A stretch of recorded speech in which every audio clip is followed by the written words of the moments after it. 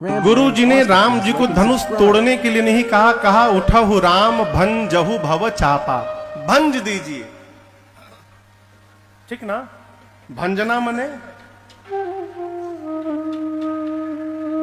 इसको लेके ऐसे तोड़ देना, ये तोड़ना हुआ, भंजना नहीं हुआ। भंजना यानी इतना खंड खंड करिए कि जनक जी बाद में चाहे कि किसी को बुला के जुड़वा ले तो जुड़वा ना पावे, इतना टुकड़ा करिए।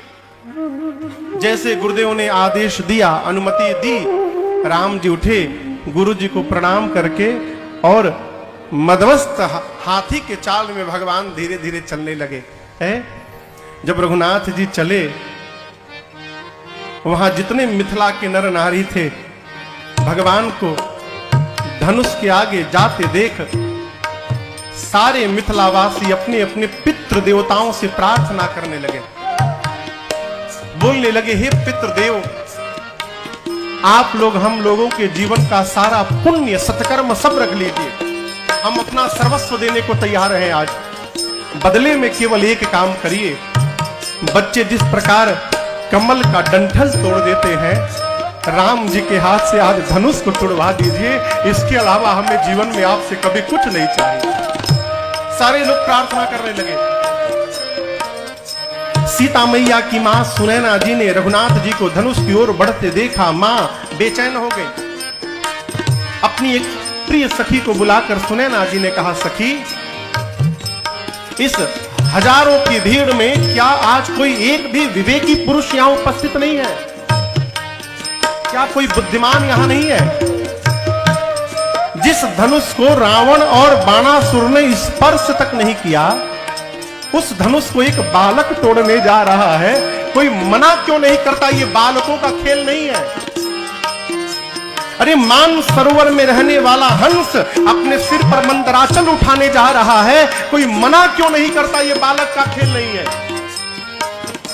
सखी ने कहा, महारानी, जीवन में कभी तेजवंत को छोटा समझने का अपराध मत करिएगा। सूर्य का छोटा सा गोला पूरे पृथ्वी के अंधकार को समाप्त कर देता है। कितने भी बड़े देवता क्यों न हो, एक छोटा सा मंत्र देवता को वश में कर लेता है। विशाल मदमस्त हाथी को एक छोटा सा अंकुश अपने बस में करके रखता है। मटके से जन्म लेने वाले अगस्त ऋषि पूरा का पूरा समुद्र पी गए। कामदेव पुष्प का बाण चलाते हैं तो विश्व पर विजय प्राप्त करते हैं। मेरी बात मानिए, जिसको आप छोटा समझ रही हैं, महारानी जी वही आज बड़ा कार्य करके दिखाने वाला है, इसलिए आप भरोसे में रहिए। इधर सीता मैया मन ही मन, मेरी किशोरी मैया पार्वती जी से प्रार्थना करती है, मां, आपने तो आशीर्वाद दिया है, आपसे एक प्रार्थना है, आप बाबा से कहिए ना कि वो प्रभु के हाथों से ही अपना धनुष तोड़वा दे। धनुष वही तोड़ेगा जिस पर शंकर जी की कृपा होगी, क्योंकि धनुष उन्हीं का है। शंकर जी आपके पति हैं और किसी की कोई बात सुने चाहे ना चाहे सुने, पत्नी की बात जरूर सुनता है। यदि आप कह देंगी बाबा से तो बाबा मना नहीं करेंगे और प्रभु के हाथों से ही धनुष को तोड़वाएंगे। मां, आप प्रार्थना करिए ना। सीता जी गणपति भगवान से प्रार्थना करती हैं, गणनायक वरदायक देवा, गणनायक वरदायक देवा, आजू लगे की न्यूतुव सेवा, आजू लगे की न्यूतुव सेवा, बार बार बिनती सुने मोरे, बार बार बिनती सुने मोरे, करहु चाप गरुता अति थोरी, करहु चाप गरुता अति थोरी। किशोरी मैया गणपति भगवान से कहती है, बाबा, आज के दिन के लिए ही मैंने आपकी इतनी सेवा पूजा की थी, आप कितने भारी हैं, लेकिन वही जब आप मूसक पर बैठते हैं तो हल्के हो जाते हैं। प्रभु, जिस प्रकार आप मूसक पर बैठते समय हल्के हो जाते हैं, उसी प्रकार आज इस धनुष को भी हल्का बना दीजिए।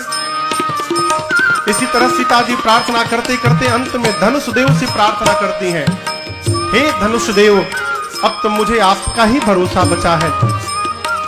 एक काम करिए, जैसे प्रभु आपके पास आवे, आप में जितना भार है, अपने समस्त भार को यहां जितने मूर्ख राजा बैठे हैं, इन मूर्खों के सिर पे रख दीजिए और मेरे प्रभु को देखते पुष्प जैसे आप हल्के हो जाइए।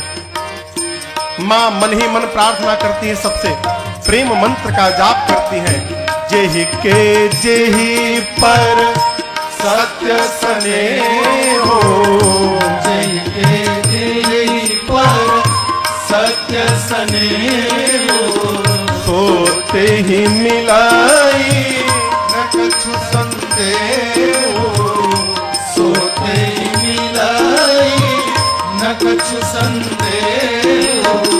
प्रभु तन चितई प्रेम तन ठाना, प्रभु तन चितई प्रेम तन ठाना, कृपा निधान राम सब जाना, कृपा निधान राम सब जाना।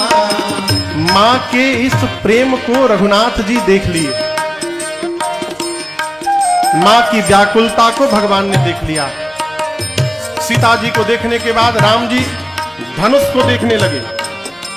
यहां गोस्वामी जी कहते हैं कि भगवान धनुष को उसी प्रकार देख रहे हैं जैसे छोटे से सर्प को गरुड़ जी देखते हैं।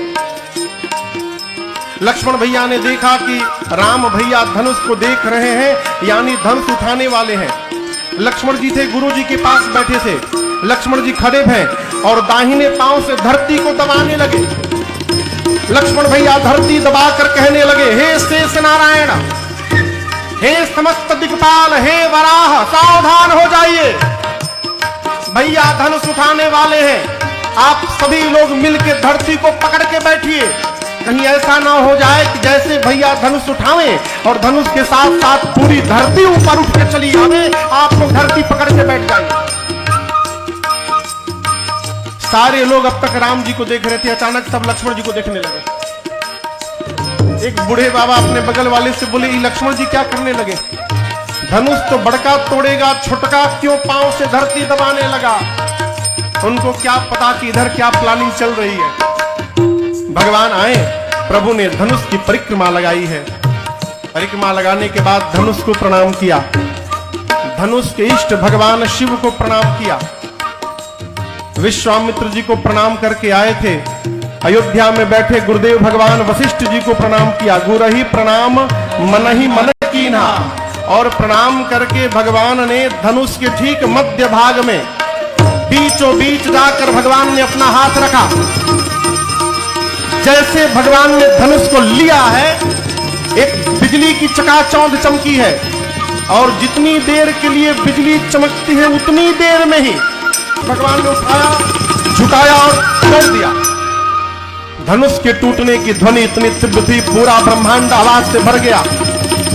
सूर्य नारायण धनुष यज्ञ देखने आए थे। सूर्य नारायण के घोड़े पट से भटक कर भागने लगे। नीचे पाताल में शेष, दिगपाल, वराह, धूरी पर कलमला उठे।